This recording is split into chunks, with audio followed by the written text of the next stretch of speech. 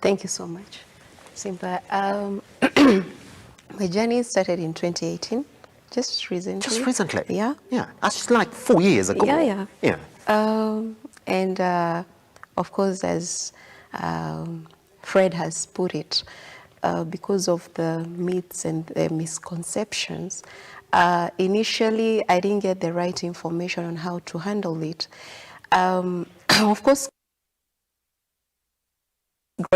and according to what we knew back then when we were growing up, epilepsy is a condition, or it's a disease rather, because we knew gonjwa. Yeah, disease, right? And there was so many myths around it. A disease that is only gotten, you are born with it, you don't get it when you are an adult, right? So by the time I'm being diagnosed with epilepsy, at first they told me, no, you have a convulsive disorder. That was the term they used initially. And I was thinking, a convulsive disorder, what are you talking about, right? And then later I meet a Cuban doctor and she tells me, my dear, you have epilepsy.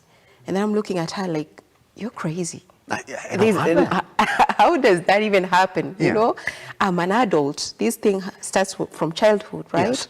So as much as I was experiencing the whole thing, I didn't want to put a label on it. It shocked me, and no, she doesn't know what she's talking about, you know. And then you go back home. I come from a very spiritual background, and they're telling me, no, as Fred has put it,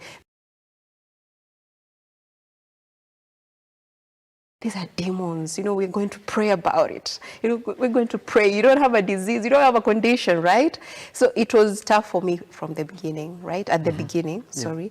And trying to reconcile with the idea that now this is it. It is real. I have it. I was in so much denial. I almost sunk into depression. And it's until I met a doctor, a certain Dr. Chengo, that finally dawned on me that this is a condition I need to deal with and accept it. Actually, he's the one who gave me now the facts about epilepsy and how to live with it and how to manage it. And they some of the fears and the concerns that I had, but nobody was giving me the right information.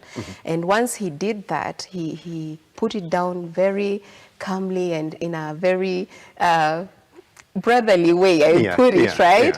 I feel like I have some fondness for him because of the way he brought it out, and I was like, okay, it's not so bad. I can live with it, as long as I take my meds, I am okay, right? So from there, I realized, oh, my life can continue.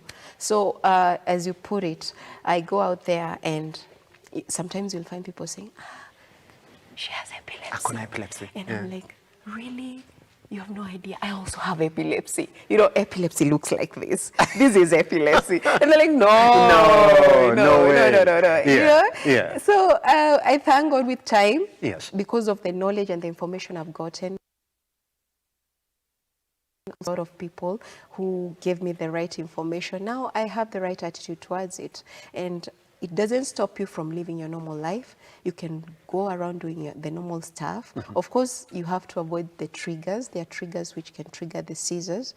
But as long as you're taking your meds, you're avoiding the triggers, you live a normal life.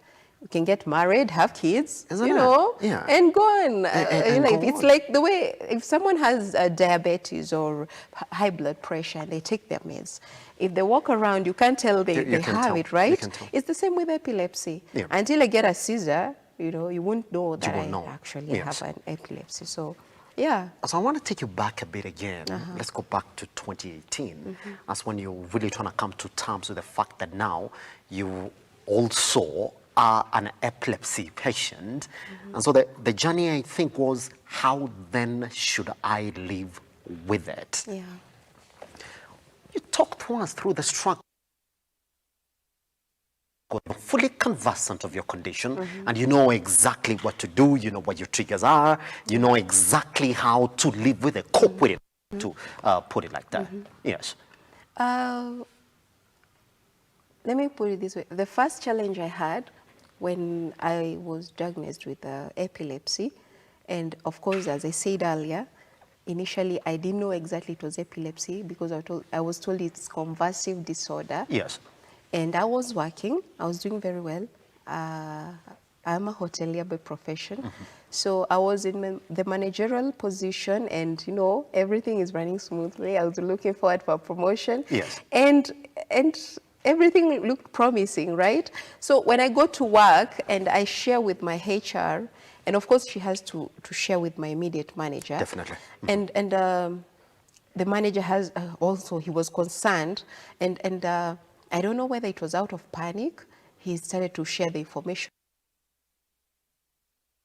Be careful, you know, she can convulse, she can have seizure anytime. You know, treat her differently now. now. So it started there at work. People were treating me differently. Others were using very interesting terms like, oh, she's swallowing her tongue, you know, just be careful with her.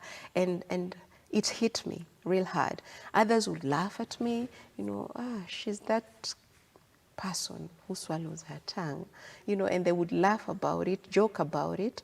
And by the time, because at that time I had to resign my job because initially I wasn't getting the right medication, so it was affecting me in the sense that I was losing my memory. So I decided to resign because I couldn't continue working with me losing my memory. But the losing of memory was not so much because of the epilepsy, it was because of the wrong medication. I see now. Yeah, Yeah. it wasn't At the because early of stages.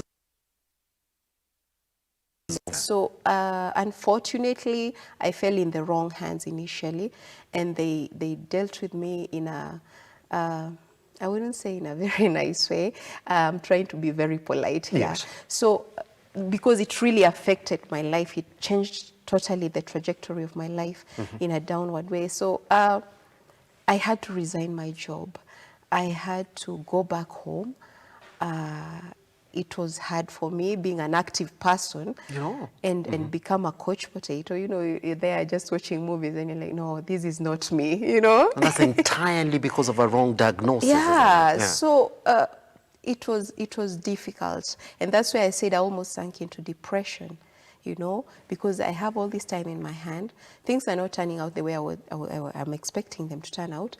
And then initially I'm thinking, this convulsive disorder is what is causing me to lose my memory. So this is really bad, you know.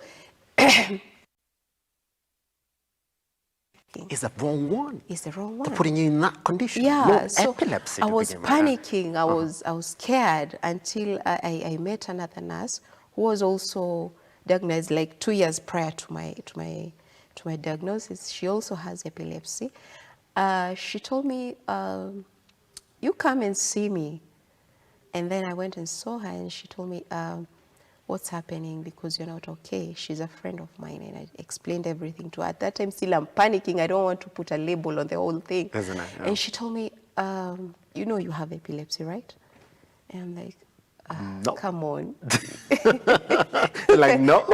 No, don't put it like I'm not that. one of those. You know, you can't be talking the same language like a Cuban doctor who told me I have epilepsy. So and she told me you have epilepsy, dear, you have epilepsy and you have to accept it. And I explained to her the medication I was taking and she told me, whoa, they have put you in very high dosage. Yeah. So the dosage was so high, it was affecting my memory.